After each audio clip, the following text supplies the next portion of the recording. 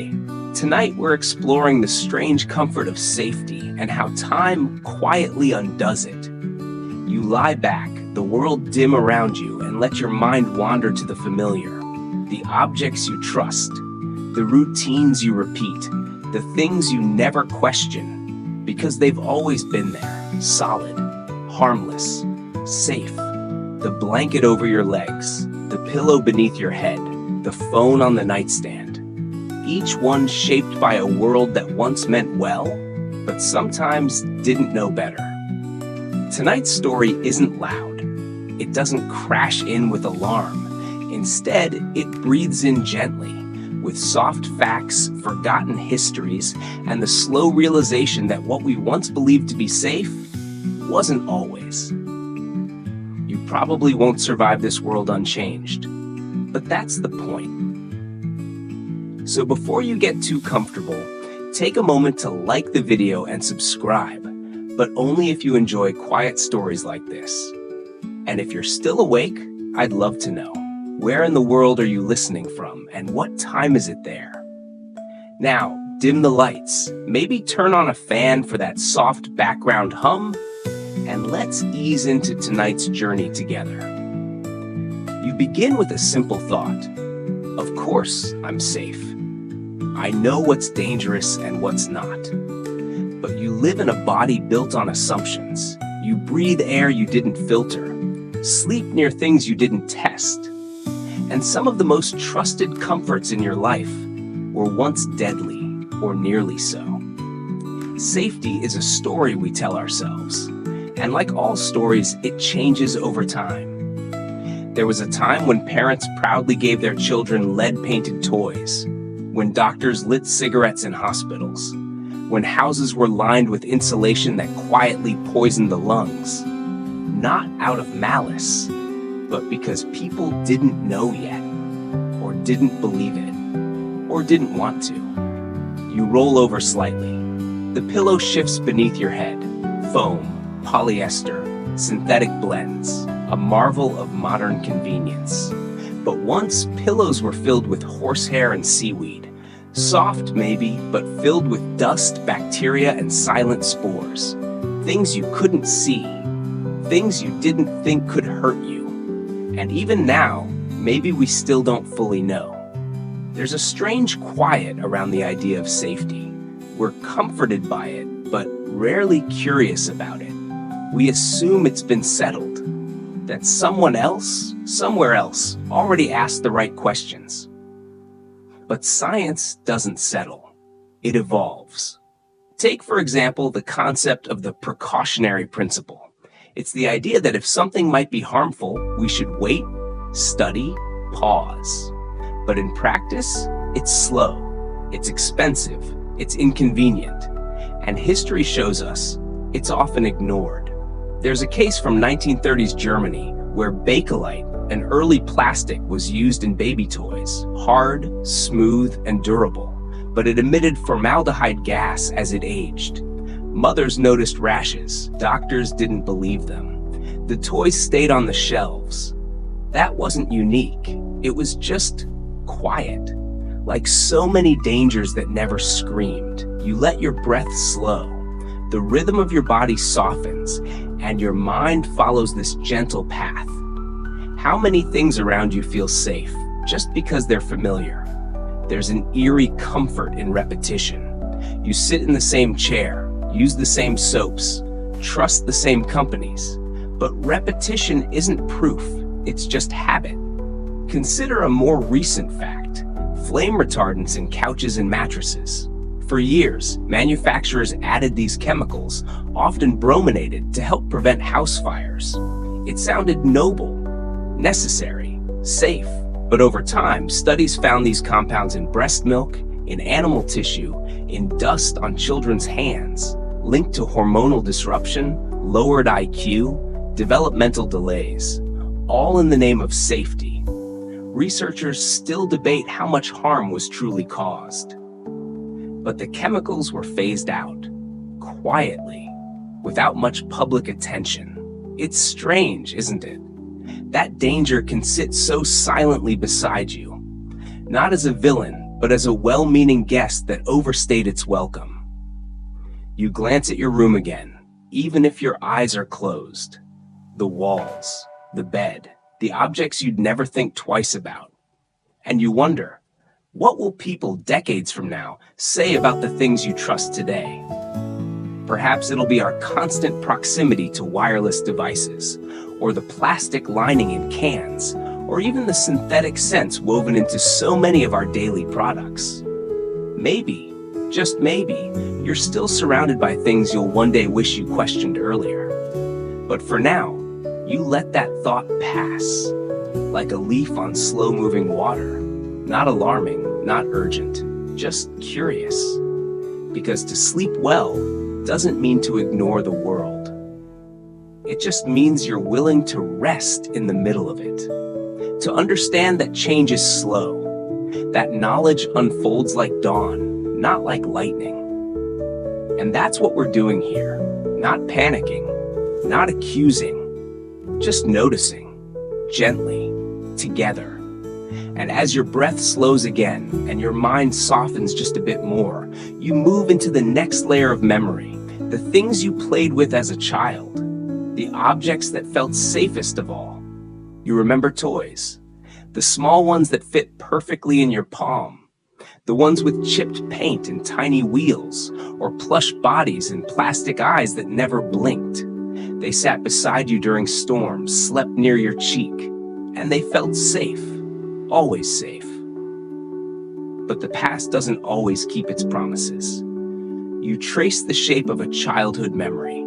Maybe it's a rubber duck in the bath, a doll with rosy cheeks, a toy car with just the right weight when it rolled across a wooden floor. They were bright, cheerful, unquestioned. And yet, many of those toys, especially those made before the early 2000s, held something inside that was never meant to belong in a child's world. Lead. You've probably heard the word so many times, it's become background noise. But inside a growing body, lead doesn't whisper. It lingers. It binds to bone. It mimics calcium and sneaks into the brain. One quietly fascinating fact: there is no known safe level of lead exposure for children. None. Yet lead was used in toy paint for decades. Why? Because it made colors brighter, more durable, cheerful. In the 1970s, in the US alone, nearly 90% of children had elevated blood lead levels. And no one thought to check the toys. You picture your own childhood hands, chubby fingers curled around something cheerful. Now, you wonder how many children absorbed a trace of something heavy while pretending to fly. The irony is soft but sharp. That objects designed to entertain, to comfort, may have quietly shaped how our minds grew or didn't.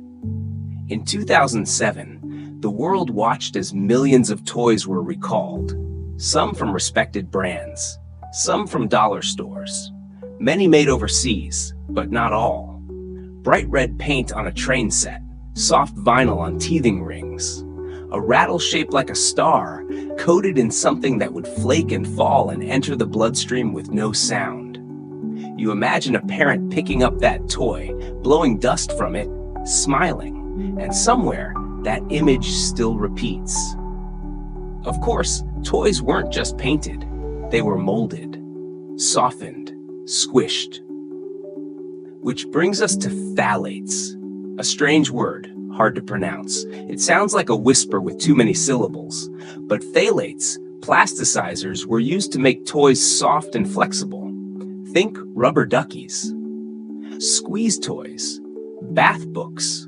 They felt safe because they gave when you pressed. But that softness came with a price. Phthalates are suspected endocrine disruptors. That means they can mimic hormones. They've been linked to issues with fertility, development, and even behavior in children. Even today, they're still used, in some places, in some forms, despite bans in others. Because science, law, and industry rarely move at the same pace. You breathe in, slowly. And you picture those toys again, the way they smelled, The way they squeaked or clicked, the faint warmth they held after sitting in the sun. And then something eerie drifts in. You remember a glow-in-the-dark sticker you used to stare at in the dark, a gentle green hue on the ceiling, a sleepy face painted on a star. Some of those glows, especially before the 1960s, were achieved with radium-based paint, radium. The same element that once powered radium girls to hand-paint watch dials with glowing numbers until their jaws fell apart from internal radiation. Even long after radium was replaced, the idea of harmless glow remained. But not all products kept up with the science. Sometimes safety is slow to arrive, and even slower to be believed. You shift slightly, not in alarm, but in reflection. What else felt safe, simply because you were too young to question it? There's an eerie sweetness in that thought. The innocence of trusting something fully, of believing that adults knew, that companies cared, that someone had checked. But sometimes they didn't. In 1985, there was a toy called the Gilbert U-238 Atomic Energy Lab. It included real samples of uranium ore, real radioactive material, packaged for children. It was marketed as educational, inspirational, and fun. And in a way it was. But it was also a reminder of how safety is often relative and delayed.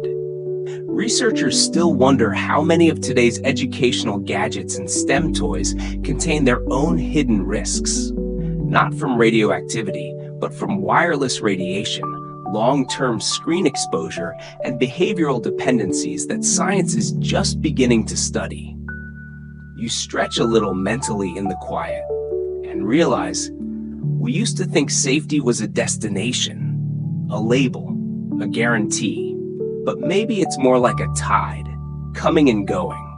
Sometimes protective, sometimes deceptive, always shifting.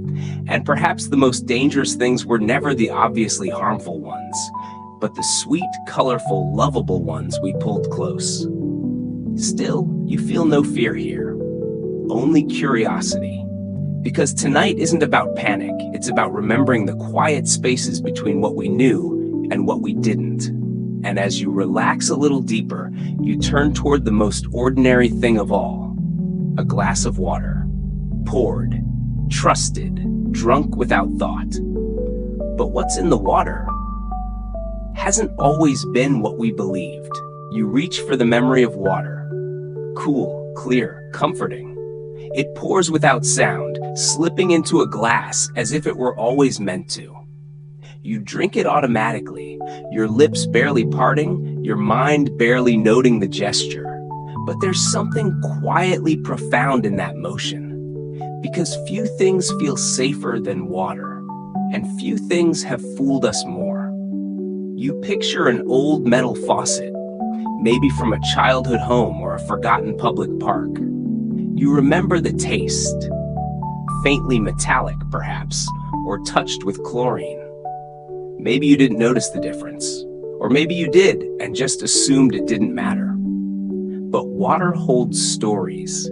It carries history in invisible forms. In the mid-20th century, American cities began adding something to drinking water. A mineral, a public health victory. Fluoride. You've heard of it, seen it listed on toothpaste, associated it with healthy teeth. But its story is more complicated than it first seems. The idea was simple: prevent tooth decay by strengthening enamel. And studies showed that in small amounts, fluoride helped. But the eerie part? Fluoride wasn't originally added for health. It came from industrial waste, aluminum processing. Companies had a problem. Excess fluoride they couldn't dump. So they reframed it and sold it to cities. This doesn't mean fluoride is evil, or even necessarily dangerous, but it does mean that what we assume is purely medical often begins as something else. To this day, some researchers still wonder how much fluoride is too much. In rare cases, it causes dental fluorosis, white streaks, brittle teeth. In larger doses, skeletal fluorosis. In extreme cases, neurological effects. Most of the science suggests that the levels in water are low enough to be safe. But the science isn't finished, and the debate isn't quiet. You exhale. Because you've trusted water for so long, it feels strange to question it. And yet, all around the world, trust in tap water rises and falls like a tide. You think of Flint, Michigan, a town where something invisible crept into the water in 2014. Lead, not from the water itself, but from the old pipes that carried it.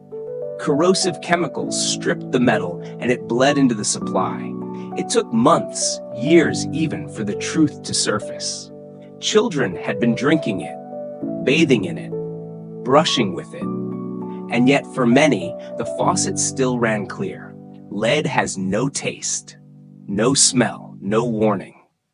You lie there thinking, if something can be dangerous and completely invisible, how many other things have passed through your body without your knowing? There's something called forever chemicals, a name given to a group of synthetic compounds known as PFAS. They repel water, resist heat. They're used in everything from waterproof jackets to nonstick pans. And yes, they've found their way into water supplies. In 2023, a national U.S. survey found PFAS in the tap water of nearly 45% of American homes. These chemicals don't break down easily. They linger, build, settle into organs, bones, blood. Science is still learning how they interact with us. Some studies suggest links to cancer, thyroid disease, immune system effects. Others claim the risk is low. But here's the eerie detail. Once inside you, some PFAS stay for decades. They become part of your story, and you never knew when they arrived. You let that idea rest. You don't fight it, because knowledge doesn't always demand action.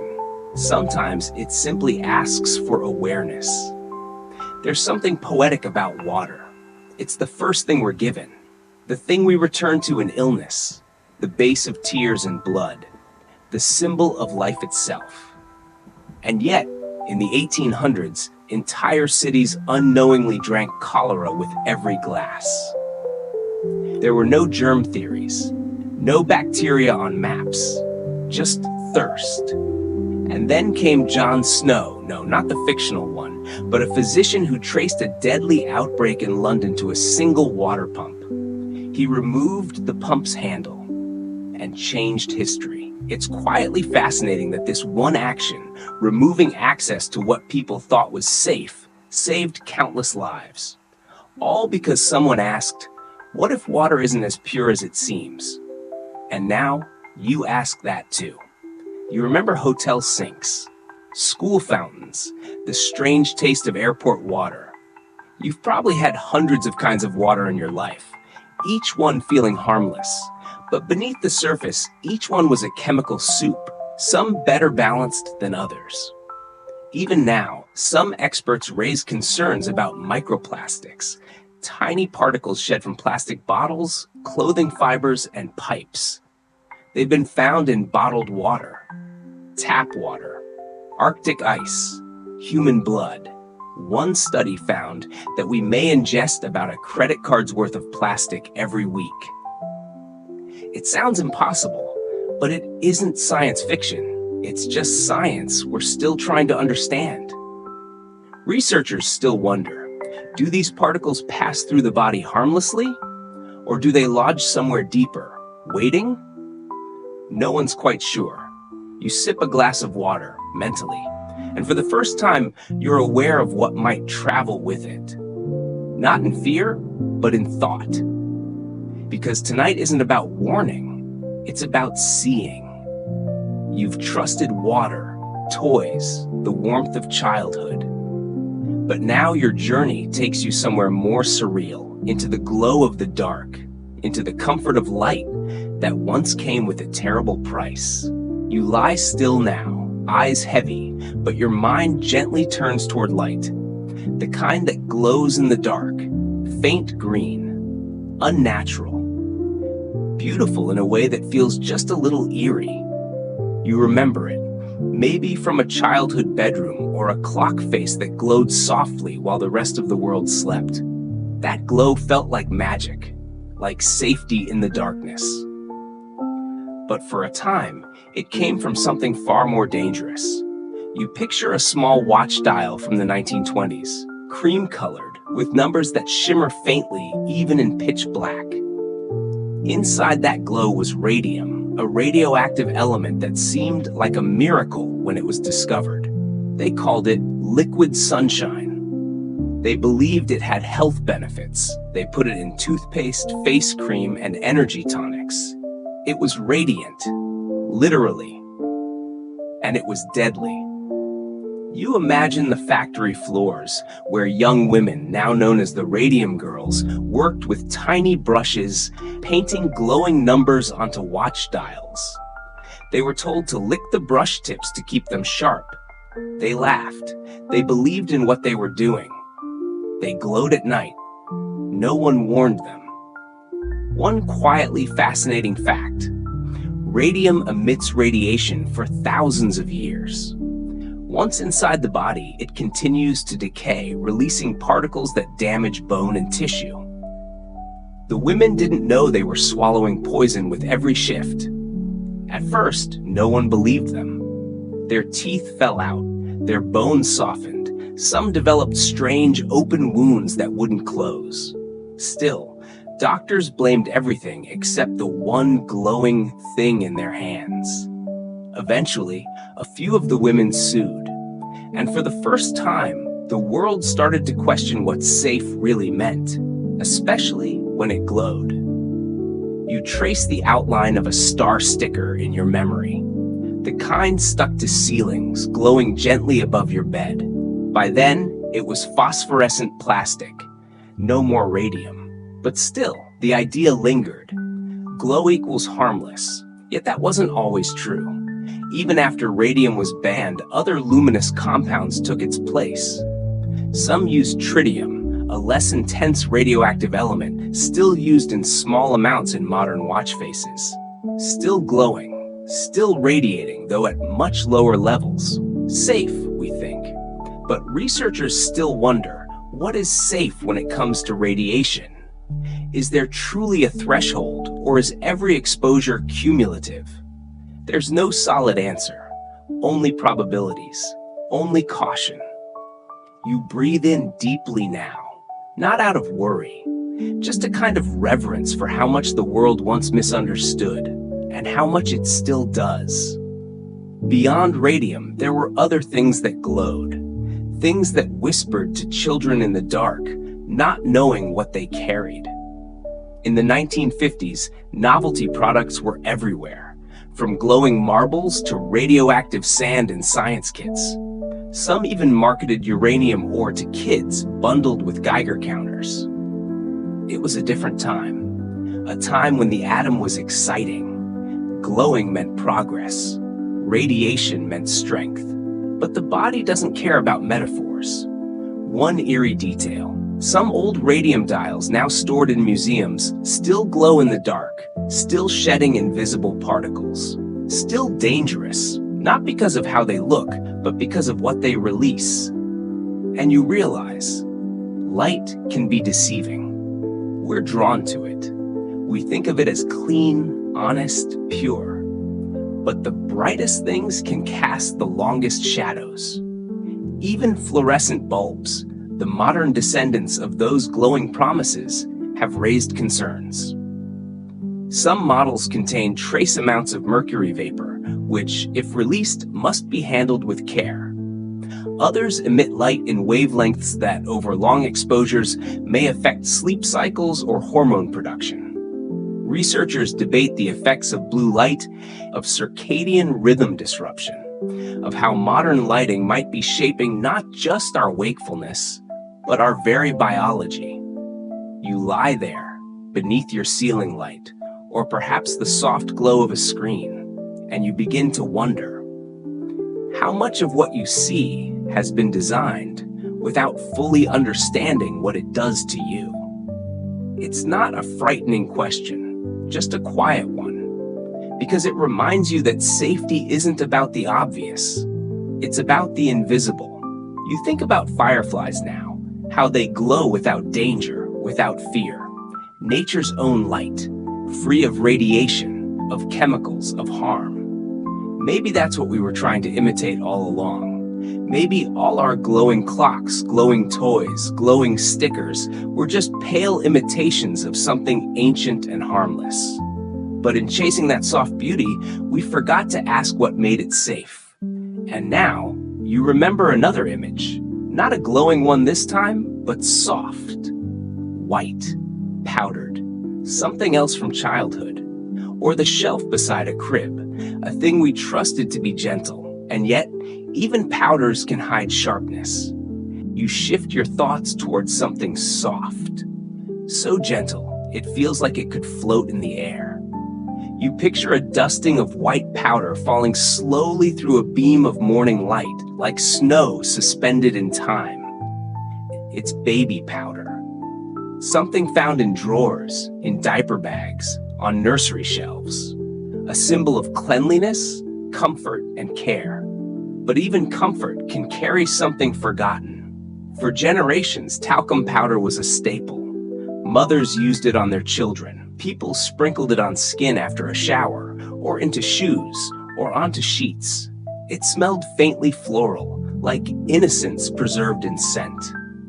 And yet, talc, the core ingredient, is a mineral mined from the earth, and in many deposits, it sits beside another mineral, asbestos. You've probably heard the word. Asbestos is a known carcinogen. Its fibers can embed in the lungs, lying dormant for years before causing mesothelioma, an aggressive cancer. The quietly fascinating fact, until the 1970s, many talc-based powders contained trace amounts of asbestos, and no one realized. People used it daily, on babies, on themselves, on broken skin. And over time, stories began to surface. Women who had used talc for decades developing ovarian cancer. Workers in talc mines experiencing lung disease. Questions were asked, and studies followed. Some said the link wasn't definitive. Others said the pattern was too clear to ignore. Still, the product stayed on shelves for years. It wasn't until 2020 that one of the world's most iconic baby powder brands pulled its talc-based formula off the North American market. Not banned, just removed. You let that settle for a moment, because sometimes what disappears isn't evidence of guilt, it's evidence of change. But change doesn't always arrive with fanfare. Sometimes it tiptoes in, almost embarrassed to admit it came late. You remember the smell of baby powder now. Clean, cool, lingering. It clung to towels, to skin, to the creases of small arms and legs. It made the world feel safe. And yet safety is so often a feeling, not a fact. There's an eerie detail here. Even after asbestos was removed from most talc powders, the concerns didn't vanish, because talc itself, even without contamination, began to raise questions. Could inhaled talc still irritate the lungs? Could it migrate inside the body? Researchers still wonder. But marketing stayed soft, gentle, pink and white packaging, images of babies, mothers, clouds. And maybe that's the most unsettling part. That danger can wear the costume of care. You let that thought pass like mist in a warm room. Not harsh, just noticeable. And you begin to see a pattern, that so many of the things we once trusted most were intimate things. The ones we applied to skin, placed near mouths, kept beside beds. And those are the hardest things to question, because they're tied to memory, to love, to the way we were raised. No one wants to believe a lullaby could be toxic. And yet, even in modern times, there are powders and sprays, cosmetics, deodorants, cleaning agents that carry warnings in tiny print. Do not inhale. Use in well-ventilated areas. Discontinue if irritation occurs. You pause at that last one, Discontinue if irritation occurs. But by the time irritation appears, how much has already been absorbed? You lie still, not in fear, but in thought. The body is porous. It accepts what we offer it. And not everything we offer has been understood. Even today, scientists debate the long-term effects of nanoparticles, ultrafine ingredients added to lotions, sunscreens, powders. They absorb quickly, work efficiently, but do they go too deep? No one's quite sure. The debate isn't loud. It's not on the evening news. It hums in academic journals, in industry circles, in research labs where data unfolds slowly, patiently, carefully. And maybe that's what science really is, not certainty, but curiosity that doesn't stop. You let that settle into you, because tonight isn't about drawing conclusions. It's about remembering that even the softest things can carry sharp stories. Even the gentlest touch can leave something behind. Now, the air around you feels a little closer, more noticeable, not threatening, just present. Because the next layer in this journey isn't on your skin or in your cup. It's the air you breathe when you think you're safe, inside your own home, where windows are closed, where peace is assumed. And yet, even there, old whispers linger in the air. You breathe in slowly.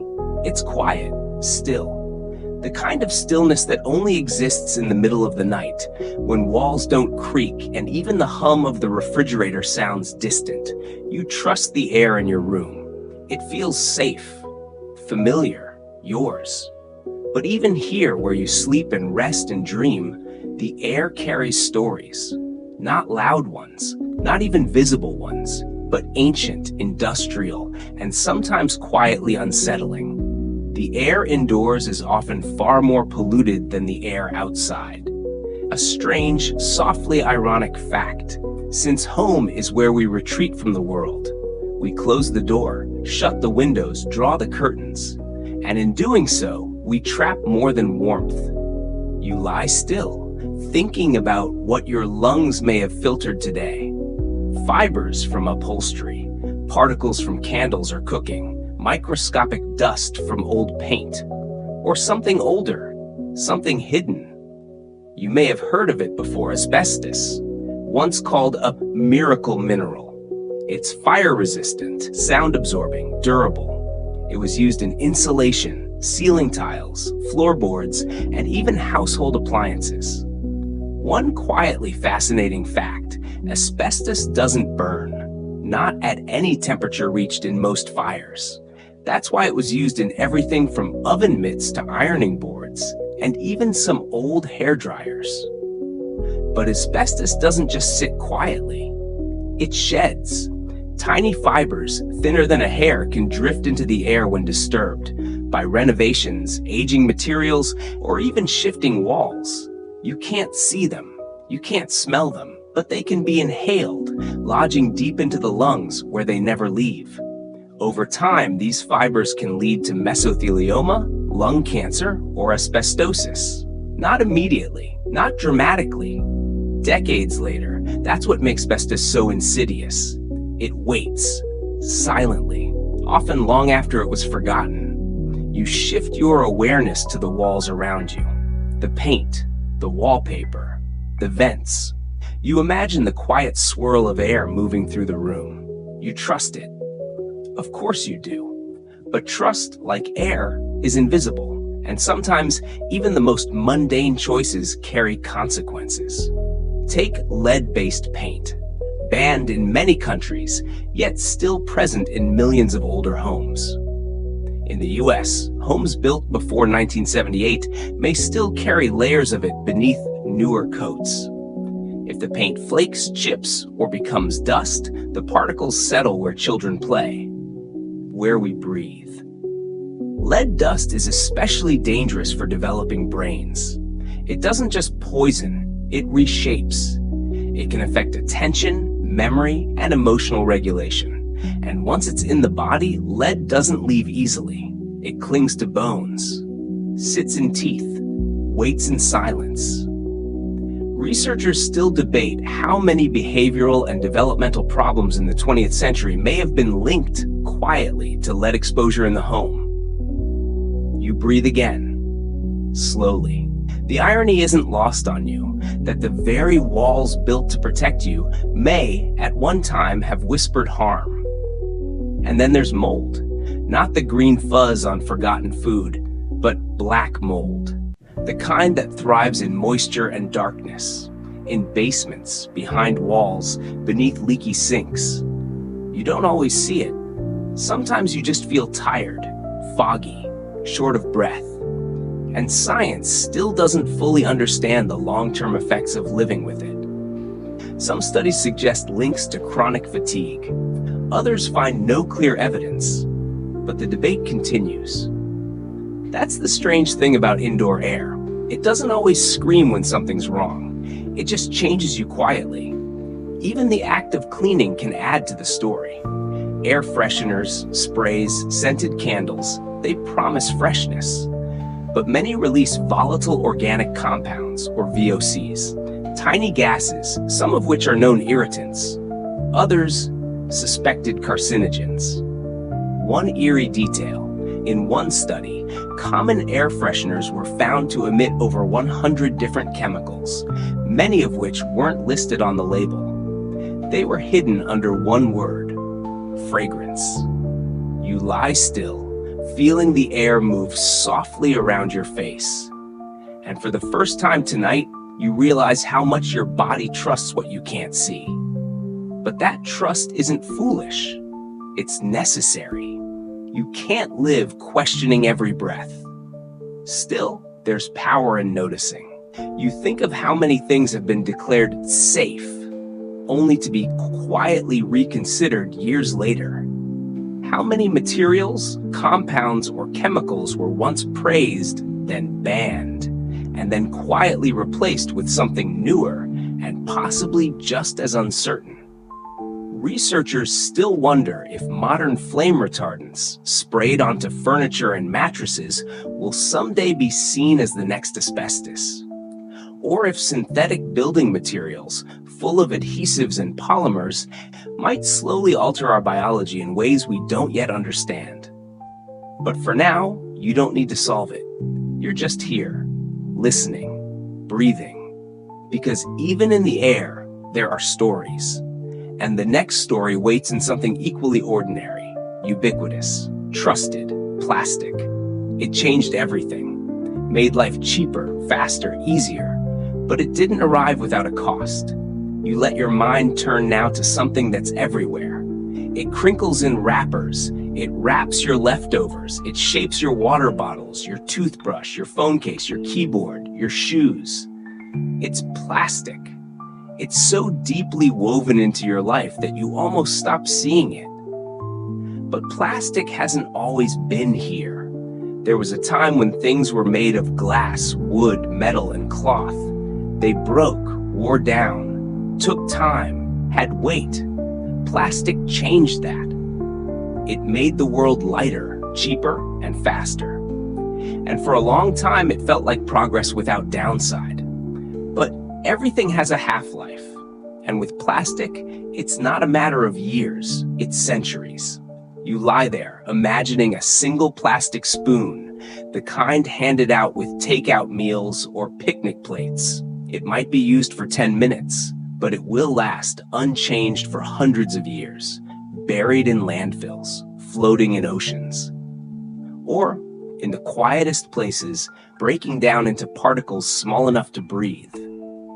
One quietly fascinating fact: the average person now consumes thousands of microplastic particles per week. Some studies estimate the number to be as high as 74,000 per year, through water, food, and even the air. And yet, you never taste them. Plastic was once marketed as a miracle. It resisted decay, didn't rust, could be molded into anything. And it became the skin of modern life. But it isn't inert. Some plastics contain BPA, bisphenol A, a chemical used to harden plastics and line metal cans. For years, it was considered harmless. But then came the studies. BPA mimics estrogen in the body. It can interfere with hormone function, particularly in developing fetuses and children. It's been linked to reproductive issues, metabolic changes, and altered brain development in lab animals. And yet for decades, we poured hot soup into BPA-lined containers, heated baby bottles made from it, stored food inside it. It wasn't until the early 2010s that BPA-free became a marketing term. But here's the eerie detail. Many of the alternatives to BPA, like BPS and BPF, may carry similar or even more potent hormonal effects. We don't fully know yet. Science is still unfolding. You roll onto your side slightly. Your bed sheets might be part cotton, part polyester, a plastic blend. Your pillow might be filled with memory foam, another polymer. Even your mattress, your carpet, your curtains, they all off-gas something. Subtle, invisible, present. There's a term for this: indoor plastic exposure. And while the levels are often low, the cumulative effect over years, decades, a lifetime is still being studied. You imagine all the things that touch your skin daily.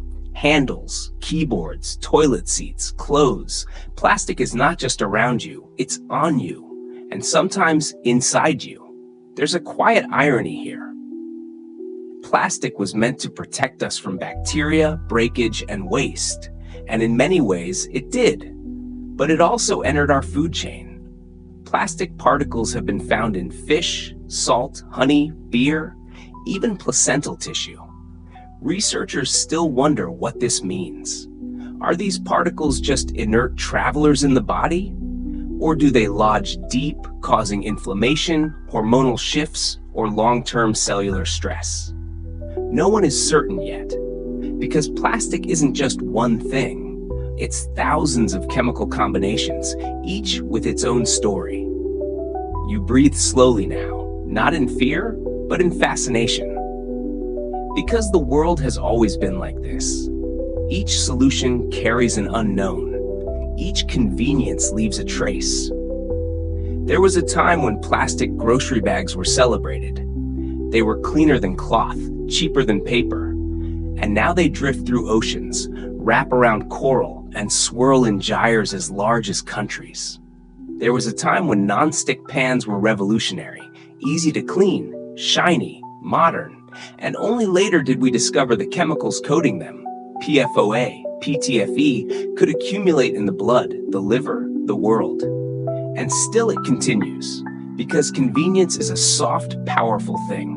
It hums gently. It says, why not? And it doesn't ask questions.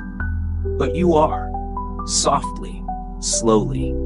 Tonight, you're letting your mind stretch across these hidden patterns, because plastic isn't evil.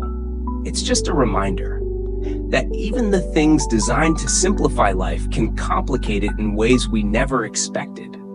And so you let the thought drift like a wrapper in wind, weightless, quiet, slow. You think about all the objects that surround you: plastic glasses, plastic toothbrush, plastic switches and frames. And you wonder, what will future generations say about how we lived? Will they marvel? Will they regret, or just keep adapting as we always have? And as your breath deepens again, your attention drifts toward another silent layer of your surroundings. The very walls you sleep beside. The ones painted and papered, once with colors bright and vivid, now with secrets of their own. You settle deeper into stillness now. The weight of your blanket, the softness of your pillow, they hold you in place like a thought that's not quite finished. And your mind turns toward the walls around you. Painted, smooth, maybe white, maybe soft gray, maybe something more daring. Walls don't speak, but they've seen everything. And for many decades, they held something else, something bright, something trusted, color. You think of bold greens, deep oranges, sunshine yellows. The kind of paint that brought kitchens to life, made nurseries feel joyful, And inside those cheerful pigments, especially before the 1970s, there was often something else. Lead. Again, lead. It shows up like an echo in so many parts of the past. In pipes, in fuel, in paint. One quietly fascinating fact: lead-based paint was once seen as high quality, premium. It was durable, it resisted moisture, it didn't fade easily. And that made it the go-to choice for homes, schools, furniture, even toys. But when the paint chips, flakes, or becomes airborne dust, lead enters the body, quietly, invisibly, and it stays. You picture a child running their fingers along a windowsill. Maybe they don't wash their hands. Maybe they eat a snack. The paint doesn't look dangerous. It doesn't even look damaged. But the dust is enough, and the brain absorbs what it can't reject. Researchers still study the long shadow of lead exposure. It's linked to lower IQ, behavioral issues, delayed development. Some even suggest it played a quiet role in historic crime rates, though the theory is still debated. The eerie detail? Even after bans took place in many countries, millions of buildings still carry lead-based paint beneath newer coats. Painted over, forgotten, but still there. And it's not just walls. Old furniture, cribs, and painted toys from thrift stores or family attics may still carry it. Not out of neglect, but because no one thought to ask. You stretch your memory further, back to vintage wallpapers, delicate florals, gilded patterns, and the glues that held them. Some of those adhesives released formaldehyde over time, a known irritant and suspected carcinogen. In small, enclosed rooms, the levels could rise just enough to affect breathing, sleep, or immune response. But the walls looked beautiful. That's the thing. Danger doesn't always wear a warning. Sometimes it wears a coat of charm. You lie there now, surrounded by walls that have likely been repainted many times. Modern paint is safer, regulated. But even modern materials can carry new uncertainties. Many latex and acrylic paints still emit VOCs, volatile organic compounds, as they dry. They evaporate into the air. They mix with indoor dust. And while most fade after a few days, some linger. Long-term exposure to high VOC levels has been linked to headaches, fatigue, respiratory issues. But in low doses, it's hard to say. Researchers still wonder how these micro-exposures stack up over a lifetime, especially for children, especially in tightly sealed homes with little fresh air. And then there's the newer generation of paints, mold-resistant, stain-proof, odor-blocking. They sound like miracles. But anything that repels nature must contain something nature doesn't love. You breathe slowly now, just wondering how many chemicals were engineered to make your life more livable. Paints that dry faster, finishes that shine longer, materials that resist time. And you wonder, what are we resisting exactly? Decay? Imperfection? Or just the feeling that old things need to be tamed? You remember something else, not from your walls, but from your clothes, that faint new smell when you open a package. Not quite chemical, not quite clean. That scent, too, is a warning. Many synthetic fabrics and new products are treated with stain repellents, flame retardants, antimicrobial coatings. Their job is to protect. But what happens when those protections rub off onto your skin or drift invisibly into the air? No one's quite sure. Science, after all, is slow. It waits for patterns, for proof, for whispers to grow loud enough to call data. And by the time a concern is confirmed, generations may have lived alongside it, never knowing. Still, you feel no panic here. Only awareness. Only softness. Because tonight isn't about pulling the world apart. It's about listening to the silence between the layers. You lie there now, touching a wall with your imagination. And it touches back, not with fear, but with memory of a time when color meant safety, when homes were built with love, even if science hadn't caught up yet. And now, as your breath slows again, your mind begins to drift from walls to something even closer, something that touches your skin for hours each day, something intimate, trusted, the fabric you wear, the clothes you sleep in, and the chemicals that may linger there too.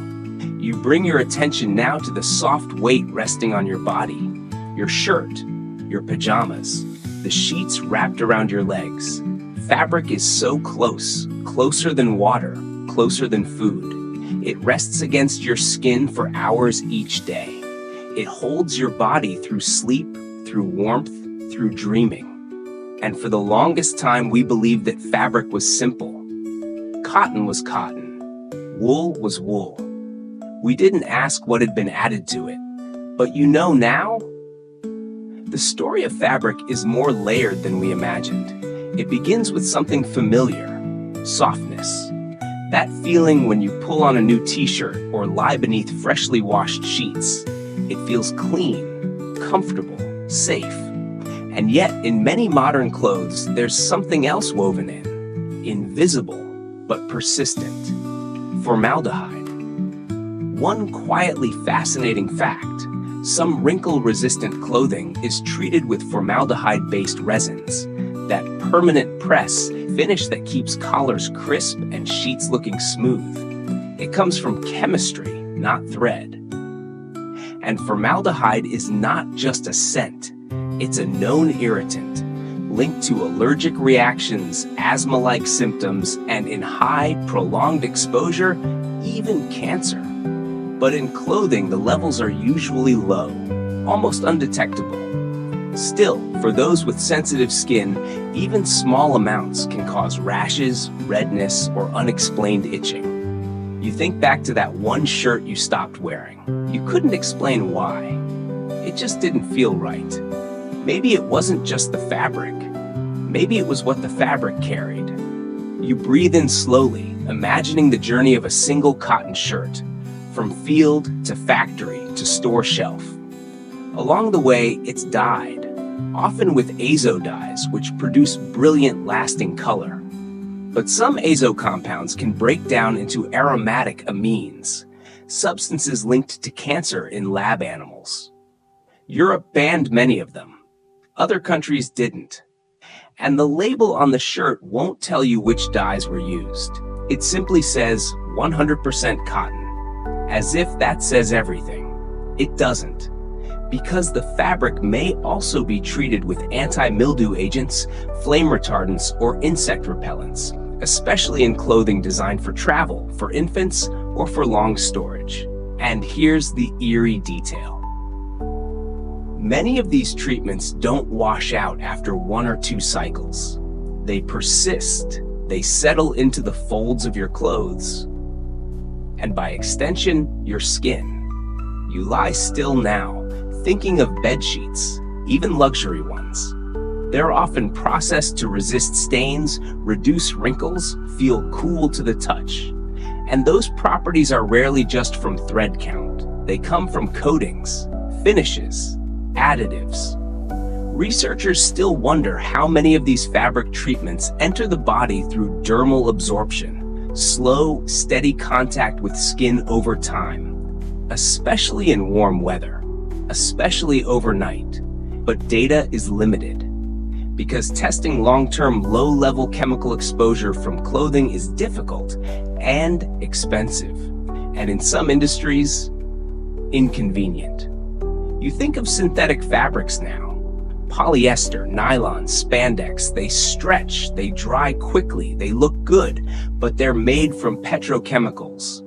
Their production releases greenhouse gases, toxic byproducts, and microfibers. Tiny plastic threads that shed with every wash, floating into waterways, eventually making their way into fish and us. One study found that a single load of laundry can release up to 700,000 microfibers into the water supply. You probably never noticed. No one told you to, because we believed clean clothes meant safe clothes. And for the most part, they are. But safe doesn't always mean harmless. It just means not proven harmful enough to ban. You breathe again, not with fear, but with awareness. You begin to think of all the garments you've worn. T-shirts from concerts, sweaters from thrift stores, jackets from friends. Each one carried something more than memory. And then your thoughts drift to baby clothes, tiny onesies, soft blankets, sleep sacks. Even these, the gentlest, most regulated garments, have been recalled in the past. Sometimes for containing too much lead in a decorative button. Sometimes for flame retardants banned in other products. Sometimes for choking hazards sewn into seams, because no product is above mistake. You pause and feel the texture of the present moment. It's smooth and calm and hushed. Tonight is not about blame. It's about remembering that even our most trusted comforts, the things closest to our skin, deserve attention. You shift slightly, letting the sheets cool against your body, and your thoughts turn slowly to something even more intimate than clothing, more personal than air, more sacred than fabric. What you put into your body, the vitamins, the medicine, the supplements, each one swallowed with trust, each one carrying a story you might never read. You rest deeper now, held in quiet thought, and your attention begins to turn inward to the things you swallow, the ones you trust without hesitation. Not food, not drink, but the capsules, the tablets, the tiny colorful pills meant to help, to support, to heal. Supplements. You picture a small clear bottle, amber plastic perhaps, a white lid. Inside, soft gels, gummies, powder-filled capsules, labels filled with hopeful promises, stronger hair, better sleep, more energy, fewer aches. You've probably taken them. Almost everyone has. Because supplements are subtle. They don't shout, they suggest. They don't claim to cure, but they whisper, optimize, and in that whisper, we believe.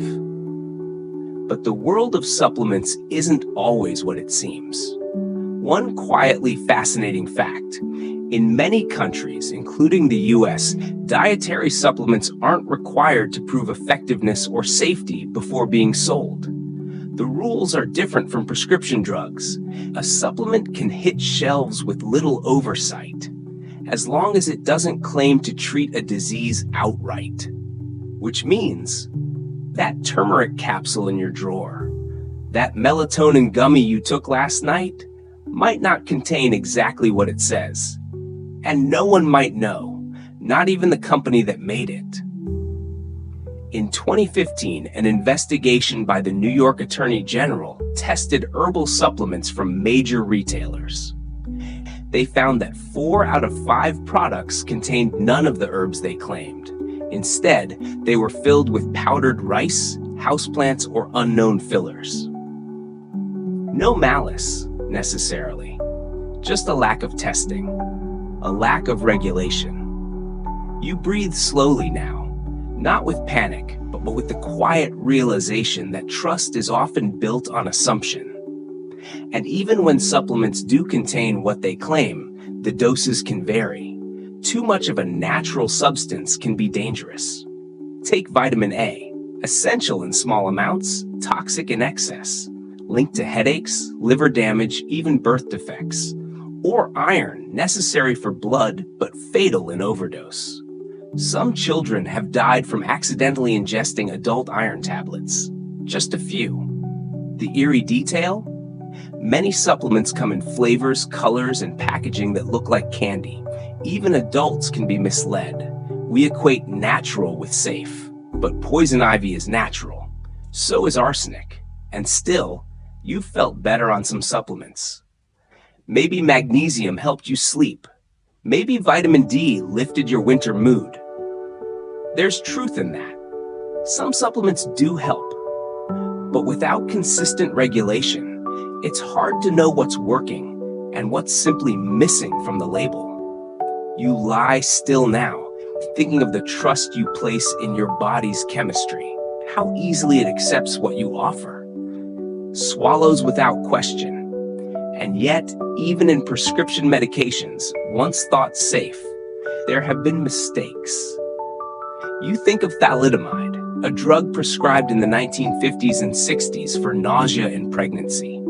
It was never approved in the US, but in Europe and elsewhere, it was given to thousands, until children were born with missing limbs, malformed organs, a tragedy that redefined how medications were tested and reminded the world that safety must never be assumed. Even now, researchers still wonder how many medications interact silently with others. The average elderly patient takes multiple prescriptions, over-the-counter drugs, and supplements. Some combinations are studied, many are not. And that silence, that unknown, is not a flaw in science. It's a part of it. Because human biology is vast, complex. Not a machine, but a shifting tide. You picture a capsule dissolving inside your body. It opens into the bloodstream, carried without resistance. Its effects begin, and you may never feel them. Not directly, but they shape you. They influence chemistry, mood, immunity, sleep. And if the capsule doesn't contain what it promised, your body still makes space for it. You lie still, and you begin to reflect. How many things have you taken because someone said they helped? Because a friend recommended them? Because a label was calming? And how often did you check for testing, for sourcing, for transparency? Probably not often. That's not a failing, it's just human. We don't have time to question every bottle on the shelf. But tonight, in this space, you're allowed to. You're allowed to wonder, to feel that soft unease that leads to curiosity, the kind that asks not out of fear, but out of care. Because supplements, like so many things, live in the in-between. Not always medicine, not quite food, but deeply personal, deeply trusted. And as you drift further, you realize it's not just pills that shape your inner world. It's the food you eat, the meals you once thought were wholesome, the ingredients we trusted for generations, that now we see differently. You lie quietly now, your breath slow and steady, and your thoughts turn to the familiar comforts of food. Not the exotic kind, not the special occasion meals, but the everyday things. Cereal, milk, bread, a sandwich, a warm bowl of soup, the things you grew up eating without question. Food is intimate. It becomes you. Every bite is broken down, absorbed, folded into the architecture of your body. So you'd think we would know it well.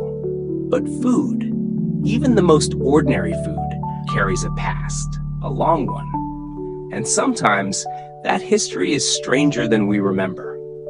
You think back to breakfast as a child, a bowl of cereal, maybe something sweet, something that turned the milk a soft pastel color.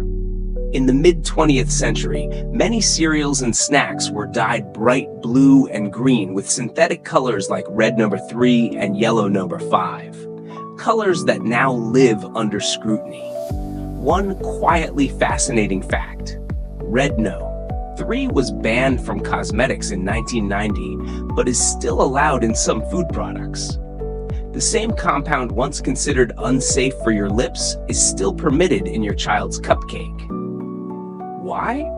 Because food regulations often lag behind research. They're slow to change, slow to admit uncertainty, slow to say, we may have been wrong. And the dyes?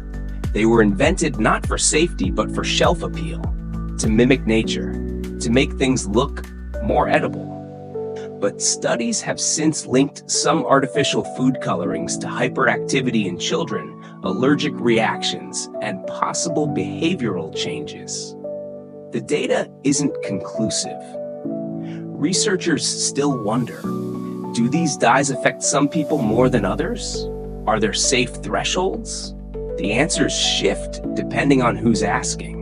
And then there's trans fats, a type of fat once added to processed foods to extend shelf life and improve texture.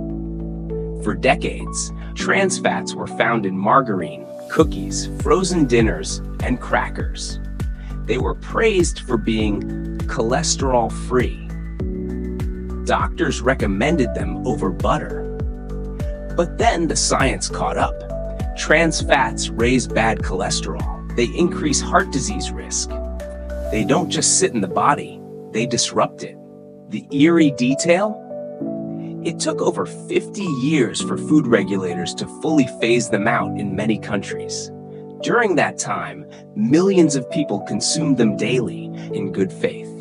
You think of peanut butter, a child's snack, innocent and beloved. But for years, many commercial brands were stabilized with partially hydrogenated oils, the very source of those trans fats. You picture a lunchbox now, a sandwich, a drink box, a pack of fruit snacks. Even fruit snacks, bright, bouncy, sweet, often contain more sugar than fruit, with additives that blur the line between food and candy. And behind the sweetness lies high fructose corn syrup, another quiet intruder, cheaper than cane sugar, sweeter too. It floods the bloodstream faster, triggers insulin differently. Some studies suggest it may play a role in obesity, insulin resistance, fatty liver disease. Though debate continues, it was never sold with a warning label, just added to drinks, bread, condiments, even baby formula. You let that thought settle. Because for a long time, what we ate was shaped not by nutrition, but by shelf life, by cost, by marketing. Even something as simple as bread, the staff of life, was often bleached with chemical agents, stripped of fiber, then enriched again to compensate for what had been taken. A cycle of subtracting and restoring. And the labels, they comforted us. Fortified, natural flavor, good source of vitamins. But what does natural flavor mean? Not what you think. It can mean compounds derived from nature, but processed through solvents, heat, or fermentation. Vanilla flavor doesn't always come from vanilla. Sometimes it's synthesized from wood pulp. Sometimes in the past it came from a gland in a beaver's anatomy. It sounds absurd, and yet it's real. That's the strange truth. Food is chemistry, and the more we process it, the more that chemistry defines us. You think about the meals you trust the most, the ones labeled organic, clean, whole. Even these are not free from mystery, because soil quality, packaging, transport, they all shape what ends up on your plate. Even organic food can contain pesticide residue, heavy metals, or plastic contaminants. Not from intention, but from the modern world itself. Researchers still wonder how long-term glyphosate exposure affects us. It's the active ingredient in many herbicides used for decades on crops. Some call it safe, others link it to cancer. Lawsuits have already begun, but you wouldn't know that from reading the back of a cracker box. Because food, even now, is rarely transparent. You shift slightly, feeling the weight of the day leaving your limbs. And it's not about fear. It's about understanding that even your most nourishing routines are built on stories worth questioning. And that's the journey you're on tonight. Not to unravel trust, but to let it evolve. You think now of something else you trust deeply. Not food, not fabric, but the warmth you bring into your home. The fire, the heat, the scent of candles, soft light, quiet glow. But even that carries stories of safety that maybe weren't so safe. You imagine it now, the soft flicker of a candle in a dark room. The flame dances gently, casting long shadows across the ceiling. Its glow is calm, familiar. You've lit candles during power outages, dinners, quiet baths, or just because the room needed something warm. There's something ancient about fire, something deeply human. We've always gathered around it, trusted it, romanticized it. And candles, small and modern, feel like the safest version of that trust. But even in that glow, there are things we didn't see. Most candles today are made from paraffin wax, a byproduct of petroleum refining. It burns cleanly, we're told. It fills the air with vanilla, cedar, lavender. But what else does it release? One quietly fascinating fact: burning paraffin candles can emit the same toxins found in diesel fumes, including toluene and benzene. Not always in dangerous amounts, not always detectably, but in small, enclosed spaces, the air shifts. Especially when candles are scented. The fragrance chemicals mixed with heat can create complex reactions. They produce formaldehyde, acetaldehyde, and ultrafine particles that may settle into your lungs without you noticing. You breathe them in, softly, repeatedly, and no alarm sounds. That's the eerie detail. There is no smell of danger, only rose, only sandalwood, only comfort. And still, some researchers advise caution. They study indoor air after long evenings of candlelight. They compare levels with background pollution. They note subtle effects on breathing, on irritation, on mood. Others say the risk is minimal, that the doses are too small to matter. The debate continues.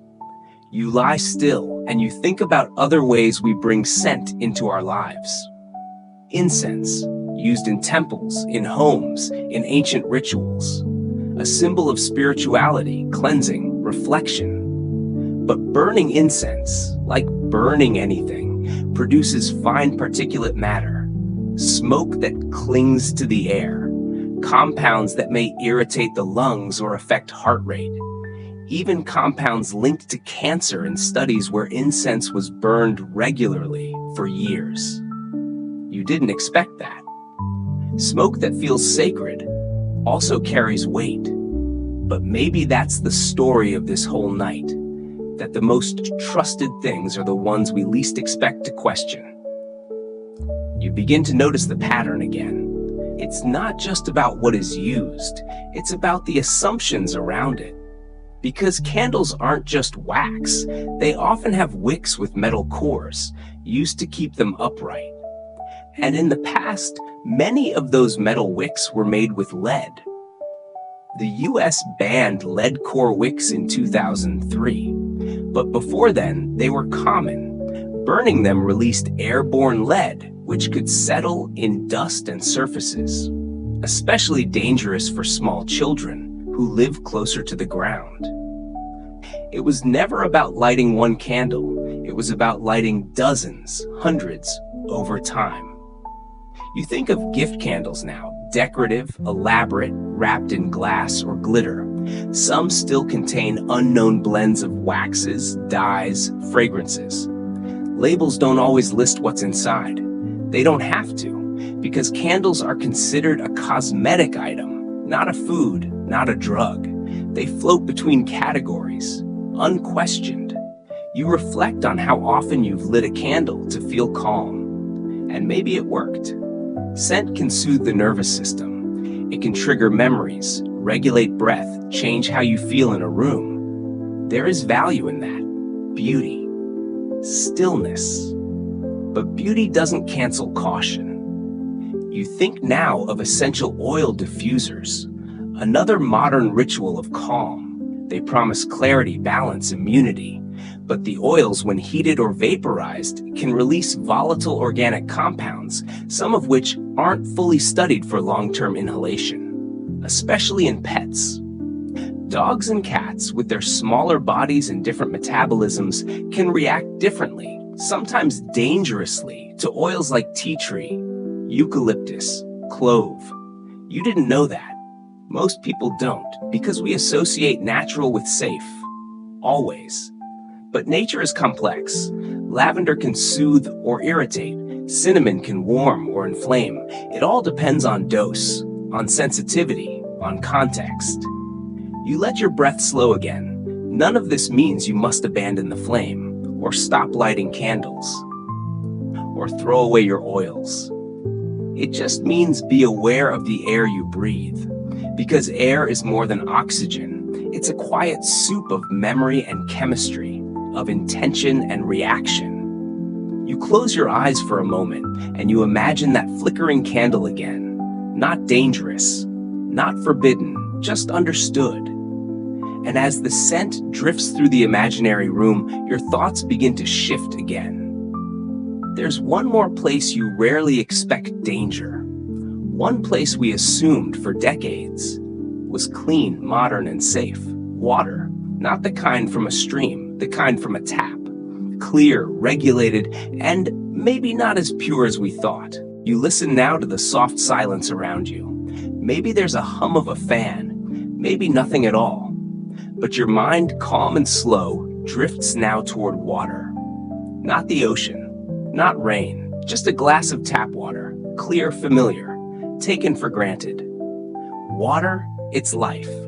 You drink it, you bathe in it, you brush your teeth with it, you cook with it, wash vegetables in it, fill your kettle each morning. It's the most basic trust of modern life. Turn on the tap, get clean water. But even this trust has its stories, and they're not always clean. One quietly fascinating fact: in the US alone, over 9 million homes still receive water through lead service lines. Pipes that were installed decades ago, buried, forgotten, aging. You remember hearing about Flint, Michigan. In 2014, the city switched its water source. The new water, more corrosive, began leaching lead from the pipes, and what followed was a slow-motion disaster. Children's blood lead levels rose. The water was brown, metallic, odd-smelling, but officials insisted it was fine, until it wasn't. The eerie detail? Flint wasn't, and isn't, the only place. It was simply the place that got noticed. There are countless other towns, cities, schools where low-level contamination continues quietly. Lead, arsenic, nitrates. PFAS, that's a newer name you might have heard. It stands for per- and polyfluoroalkyl substances, a group of man-made chemicals used in everything from non-stick pans to firefighting foam. They're sometimes called forever chemicals because they don't easily break down. They linger in the environment. They seep into groundwater. They've been detected in the blood of nearly every human tested. And while we're still learning what PFAS does to the body, studies link it to liver damage, immune system effects, and potential developmental harm. You shift slightly, realizing this water, the thing meant to cleanse, can also carry. But what about filters? Bottled water? Surely those help. Sometimes they do, but even bottled water isn't always pristine. In fact, many bottled water brands source their product directly from municipal taps, just filtered and packaged. Some bottled waters contain microplastics. Some are stored in containers that leach BPA or BPS over time, especially in heat. Researchers still wonder if plastic packaging contributes to endocrine disruption, or if the exposure is too minor to matter. But minor is relative. What's minor in one glass may not be in 10,000. And then there's the chlorine, used to disinfect water to make it safe. But chlorine reacts with organic matter, like decaying leaves, to form disinfection byproducts. One of these, trihalomethanes, has been associated with bladder cancer and reproductive effects in high levels over long periods. Most modern systems monitor this, regulate it, but not all systems are modern. Not all pipes are new. You lie still now, not disturbed, but aware, because you've likely never tasted these things. Lead has no flavor. PFAS has no scent. Chlorine, maybe, but only faintly. That's the strange beauty of water. It can hold almost anything and still appear clear. And this is not just a story of America. Across the world, water quality varies wildly. Pesticide runoff, heavy metals, agricultural waste, old infrastructure. In some regions, people boil their water by default. In others, They carry it for miles.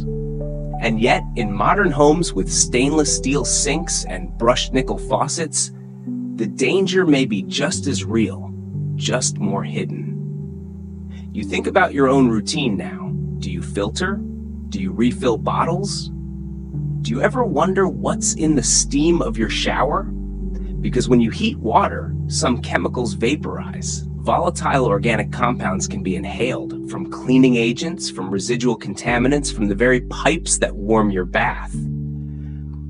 But still the water flows, and you trust it because you have to.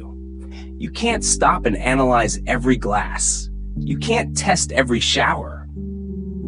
And maybe that's the point. You've lived this long not because the world was perfectly safe, but because the body is remarkably resilient.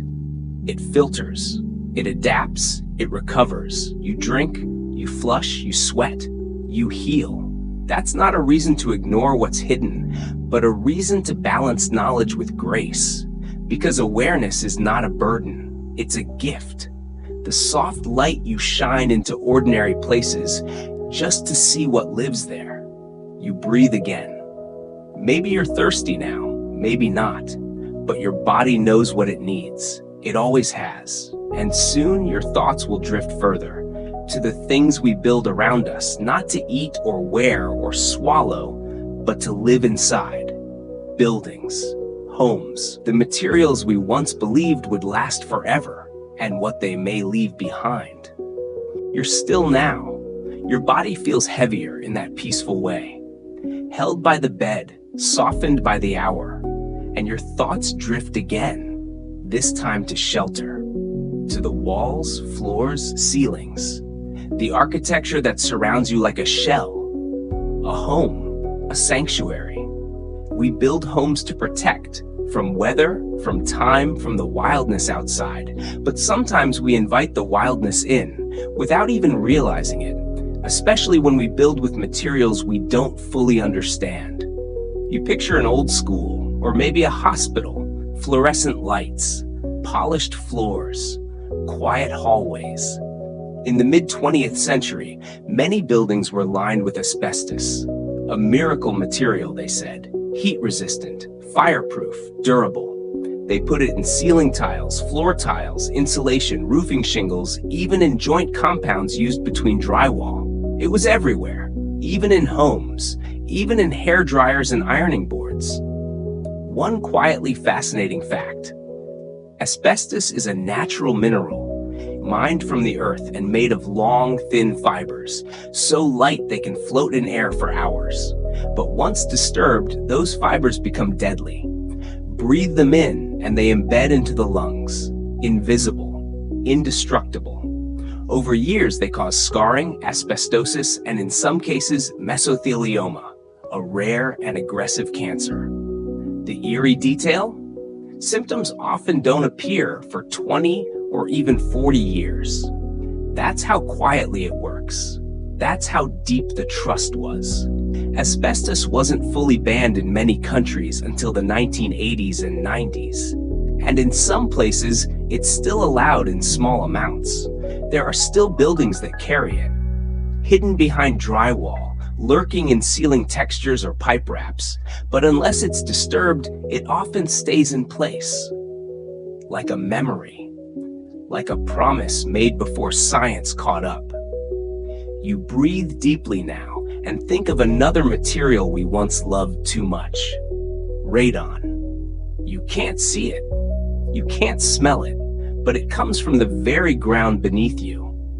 A natural gas released from the decay of uranium in soil and rock. It seeps through foundations, into basements, into lower floors, and over time it collects. Radon is now the second leading cause of lung cancer after smoking, especially in areas with poor ventilation or certain types of bedrock. But no one taught you that growing up. No one tested your childhood bedroom. It was just air. And yet, researchers still wonder how many homes, even today, carry levels above what's considered safe. The only way to know is to test, but many never do, because danger without a sound is easy to ignore. You shift a little, feel the floor under the mattress. It probably has carpet. We trust carpet. It feels warm. It softens a fall. It's the texture of childhood. But carpet, especially older synthetic kinds, can carry more than comfort. Stain-resistant treatments, flame retardants, and perfluorinated compounds are often baked into the fibers. These chemicals resist water, oil, and wear, but they also resist breakdown, and over years they shed into dust. Tiny particles that float, settle, and linger, especially in homes with children or pets. And that dust? It's one of the main ways indoor toxins enter the body. You remember vacuuming once, how the air smelled afterward. A little sharp, a little warm. That wasn't just dirt being stirred, it was history.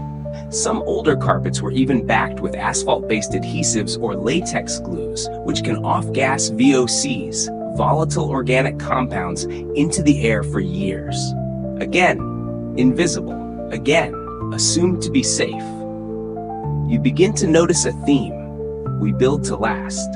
But sometimes what lasts doesn't serve us forever. Think of vinyl flooring, once seen as cutting-edge, low-maintenance, budget-friendly. But some vinyl tiles, especially older ones, contained asbestos fibers used for strength.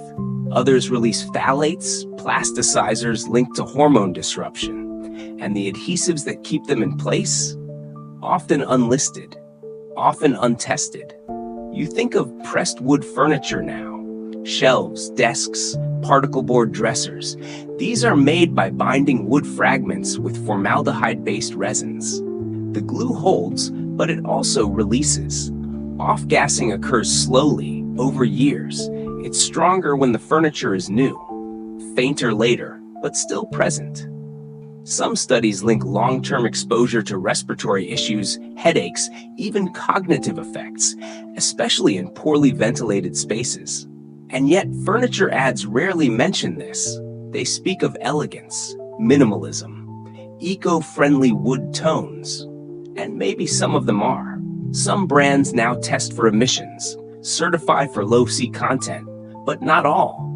You breathe again, soft and deep. It's not fear that's rising. It's a gentle wonder that the places we built to protect us were always more complex than they seemed. But that's the nature of progress. It builds on itself. It questions what it once believed. And you realize now, it's not about perfection.